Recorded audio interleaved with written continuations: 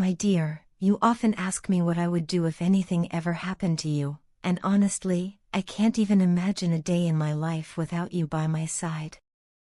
The thought alone brings a rush of nervousness, a feeling that something is missing, a piece gone from me, because you complete me in a way I hadn't even believed was possible. But still, unfortunately, if something were to happen to you, I would first and foremost pray to God to take me with you. Because without you, I feel I would be a shadow of myself, a reflection of what I used to be, instead of a whole person. However, if God insists on keeping me here for a while, then I would continue to love you just as much as I do today, honoring your memory in everything I do. Every morning, I would wake up and talk to you, as I do now, trusting that you can hear me and that your spirit is there, even if I cannot see you with my earthly eyes. I would recall the stories we made together, the small moments, the big ones, the routines we fell into, the promises we kept, and I would carry those forward in my heart. I would talk to our friends and family about you, making sure your kindness, your compassion, your humor, and your generosity remained alive in their hearts as well. I would appreciate every moment we had together and celebrate them, not just mourn their absence.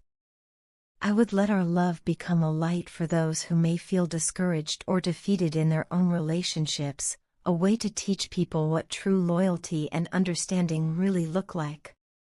I would let them know that we had something rare, something eternal, a connection forged by fate, a bond that cannot be severed by time or by distance. I would carry a deep faith within me that after I leave this earth, we will be reunited once again. So I will wait for that moment, the moment I can see you, hold you, and be with you for eternity. Until then, I will remain yours, honoring your memory, honoring us. I will not let anyone else take your place in my life. I will not remarry or try to fill that void, because your love is more than enough to keep me company. Your spirit guides me forward and helps me appreciate the gift of life, even without you physically present. I will teach future generations about the power of a soulmate, about relationships forged in pure loyalty, trust, and understanding. My dear, you are the best thing that ever happened to me, a blessing I will forever be grateful for. I want to be all yours until the end of eternity, without distractions or compromise, without sharing my heart with anyone else. Because I know there's nobody who can take your place in my heart or in my life. I will try not to cry, even though there are moments when the tears will come, and I know you would wait for me with understanding. Instead of letting those tears consume me, I will transform them into an affirmation of our eternal bond. I'll smile when I remember you, the way you made me laugh, the way you supported me, the way you chose me, and I will carry forward your love with each step I take. I'm sorry for being so morbid today, but I have thought about this many, many times, and the thought of someone else replacing you is painful. I could never do that. I have never loved anyone in the way I love you, and I want you to be my last. There is nobody else for me after you. I hope and I pray to God that I will never have to spend even a single day without you, that I might leave this earth just a moment before you, because a life without you would not be a happy one. You are my happiness and my home. I want to stay with you always, in this life and in the ones to come.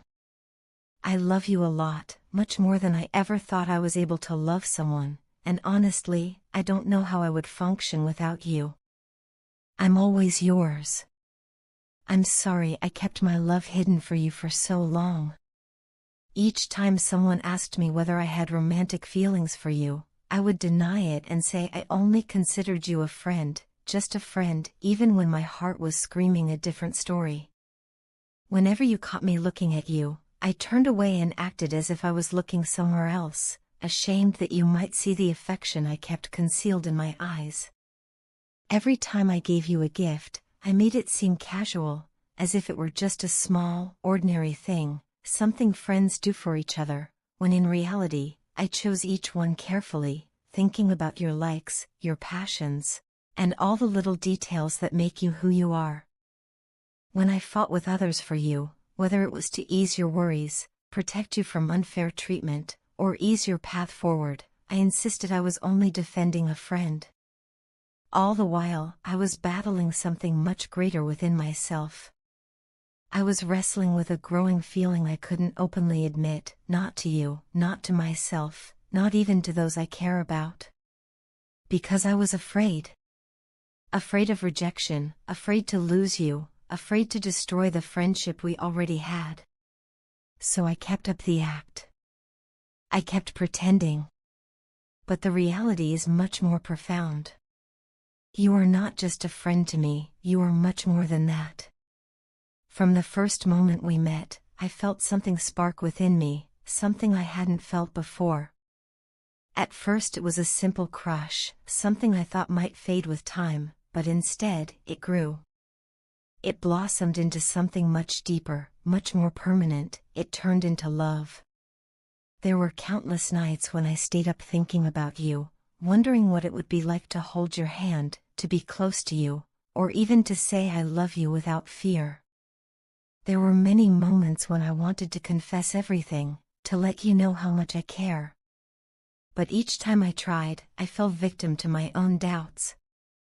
My confidence was crushed by the worries that I might lose you if I crossed that invisible boundary. So I kept silent and forced myself to pretend I didn't care, even when I cared more than I can put into words.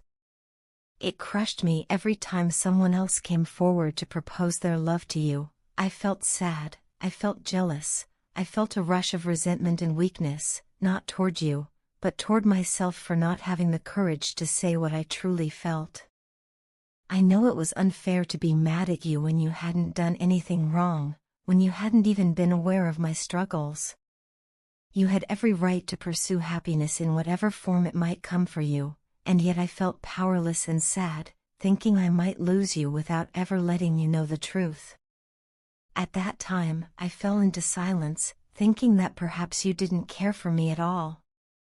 We grew further and further apart, until we fell into two separate worlds, close in physical space, yet distant in spirit. I used to watch you from a distance, wondering what you were thinking, wondering if I might still have a chance to make things right. I wanted to reach out, to say everything that was in my heart, but my ego kept me anchored in place, afraid of rejection, afraid of ruining a lifelong friendship. I was so childish and immature back then. I hadn't yet grown up or come to appreciate the true depth of relationships. But as time passed, I began to grow. I started to appreciate myself more and to realize that loving someone honestly is a form of maturity. I became a more understanding person, someone who can appreciate both the happiness of someone else and the struggles within their own heart. My love for you remained strong. I care for you just as much today as I did back then. And now, at last, I feel I have the confidence to be completely truthful. I'm ready to let you know that you're more than just a friend to me. You're someone I care for profoundly, someone I want to be with, someone I want to make happy. So I'm putting myself out there, trusting that whatever happens, I'm honoring both your happiness and mine. I hope I'm successful this time. Wish me luck.